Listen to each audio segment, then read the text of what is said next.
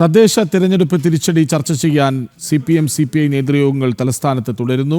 ശബരിമല സ്വർണ്ണ കവർച്ച കേസിൽ പത്മകുമാറിനെതിരെ നടപടി സ്വീകരിക്കാത്തത് തിരിച്ചടിയായെന്ന് CPM സംസ്ഥാന കമ്മിറ്റിയിലെ ചർച്ചയിൽ അഭിപ്രായമുയർന്നു.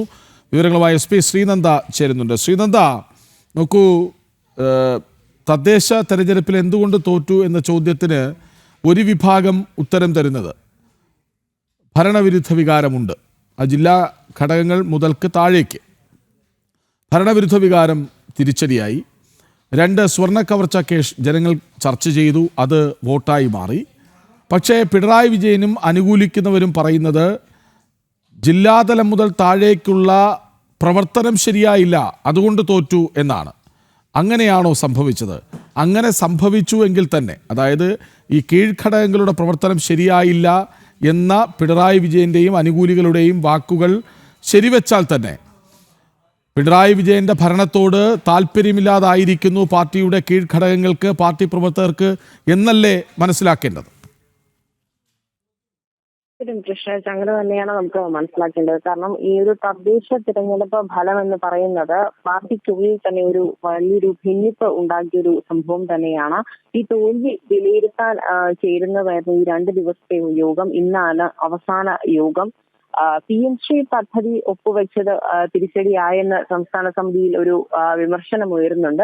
അതേസമയം ശബരിമല സ്വർണ്ണക്കൊള്ളയിൽ അറസ്റ്റിലായ പത്മകുമാറിനെതിരെ നടപടി എടുക്കാത്തത് തിരിച്ചടിയായെന്നും സംസ്ഥാന സമിതിയിൽ അഭിപ്രായം ഉയർന്നു. പക്ഷേ ഈ അഭിപ്രായങ്ങളിലൊക്കെ തന്നെ 2 ഭിന്ന അഭിപ്രായങ്ങളാണ്. പിണറായി വിജയന്റെ ഭാഗത്ത് നിൽക്കുന്ന കുറച്ച് പക്ഷവും അതുപോലെ തന്നെ ശേഷ് പറഞ്ഞതുപോലെ താഴെ ഭാഗത്ത് നിൽക്കുന്ന കുറച്ച് പ്രവർത്തകരും, ഇവരെല്ലാം പറയുന്നത് പോലെ സ്വർണ്ണ കവർച്ച കേസിൽ പത്മകുമാർ പാർട്ടിയുമായി ബന്ധമുണ്ട്, ആ ബന്ധമുള്ള ആളിനെ പാർട്ടിയിൽ വെച്ച് പൊറപ്പിക്കേണ്ട ആവശ്യമില്ല എന്നുള്ള കാര്യങ്ങളൊക്കെ തന്നെ ഈ ഒരു സംസ്ഥാന സമിതി യോഗത്തിൽ ഉയർന്നു വന്നിരുന്നു. എന്നാൽ ഇതെല്ലാം തന്നെ ഇതിന്റെ മുൻനിരയിൽ നിൽക്കുന്ന ഇന്ന് യോഗത്തിൽ പങ്കെടുക്കാനായി CM കുറച്ചു മുൻപായി എത്തിച്ചേരുകയുണ്ടായി. എന്നാലും CM പറയുന്നത് മാത്രം കേട്ട് നിൽക്കുന്ന കുറച്ചു പേർ, ആ ഒരു ഭാഗം മാത്രം കേൾക്കാനും അത് തന്നെയാണ് ശരി എന്ന് പറയുന്ന കുറച്ച് ആളുകളും, അതുപോലെ തന്നെ ഈ സ്വർണ്ണ കവർച്ച ഉൾപ്പെടെയുള്ള കാര്യങ്ങൾ തിരിച്ചടിയായി എന്ന് ഊന്നി പറയുന്ന കുറച്ച് ഘടകകക്ഷികളും ഈ ഒരു യോഗത്തിൽ ചേരുന്നുണ്ട്. എന്തായാലും സ്വർണ്ണക്കൊള്ള തിരിച്ചടിയായെന്ന് പറയാൻ ഈ CPM തയ്യാറാകുമോ എന്നതാണ് ഇതിൽ ഏറ്റവും കൂടുതൽ നിർണായകമായി നമുക്ക് എടുത്തു പറയേണ്ട കാര്യമെന്ന് പറയുന്നത്. ഭരണവിരുദ്ധ വികാരം പ്രാദേശിക ഭരണകൂടങ്ങൾക്കെതിരെ സമർത്ഥിക്കാനാണ് സംസ്ഥാന നേതൃത്വത്തിന്റെ ഇപ്പോഴുള്ള ശ്രമം എന്ന് പറയുന്നത്. പരാജയം മറികടക്കാനും അതുപോലെ തന്നെ ജനവിശ്വാസം തിരിച്ചുപിടിക്കാനുമുള്ള തിരുത്തൽ നടപടികൾ ഇനി CPMന്റെ ഭാഗത്ത് നിന്നുണ്ടാകുമോ എന്നുള്ള ഇഷ്ടമുള്ള തീരുമാനങ്ങൾ നമുക്ക് ഇന്ന് ഉച്ചയോടുകൂടി, ഈ യോഗം ഇന്ന് തീരും, ഇന്ന് കഴിയും, ഇന്ന് അവസാനിക്കും.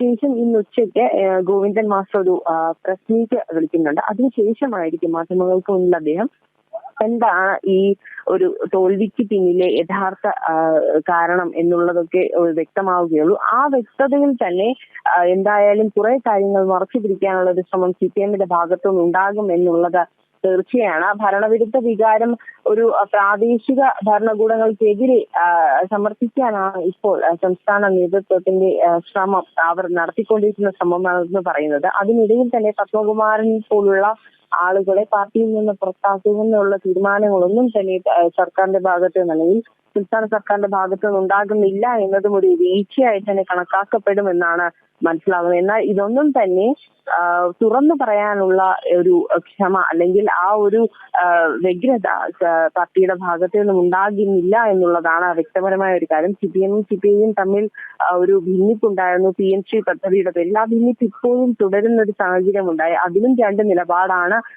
2 മുന്നണികൾക്കുമുള്ളത്. ഈ തദ്ദേശ തെരഞ്ഞെടുപ്പ് തിരിച്ചടി ചർച്ച ചെയ്യാൻ CPMന്റെയും CPIയുടെയും നേതൃയോഗങ്ങൾ തലസ്ഥാനത്ത് തുടരുകയാണ്.